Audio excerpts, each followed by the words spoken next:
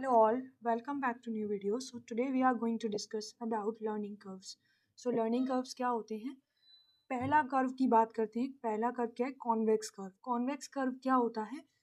मान लीजिए ये एक्सिस जो है वो लर्निंग की एक्सिस है और जो सेकंड एक्सिस है वो टाइम की एक्सिस है. यानी अगर टाइम के साथ में हमारी लर्निंग डिक्रीज हो रही है, that is our convex curve.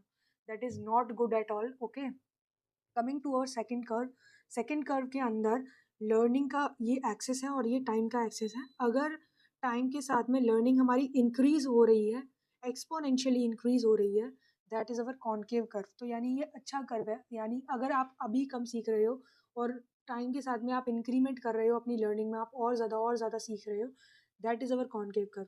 उसके अलावा लीनियर कर्व भी आता है. लीनियर कर्व और कॉन्केव कर्व में फ़र्क ये होता है कि आप जितना आज सीखे हो उतना ही नेक्स्ट टाइम सीखोगे. ठीक है, यानी टाइम के साथ में कांस्टेंट कांस्टेंट रेट से आपकी जो लर्निंग है वो इंक्रीज हो रही है. That is called as linear graph. Okay, so learning versus time graph ये होता है.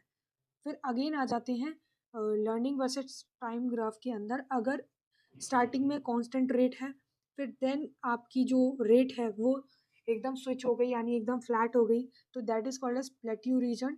तो ये आपका कर्व आ जाता है. उसके अलावा फिर अगेन इंक्रीज हुई, तो ये आपका कहलाता है ये वाला ग्राफ. ओके, अब नेक्स्ट बात करते हैं एस टाइप ग्राफ में. एस टाइप ग्राफ क्या होता है? इसके अंदर पहले कॉन्वेक्स टाइप ऑफ लर्निंग होती है एंड देन कॉन्केव. और जहाँ पर concave learning and convex learning आपस में मीट कर रहे होते हैं, that is called as inflection point. Okay, thank you.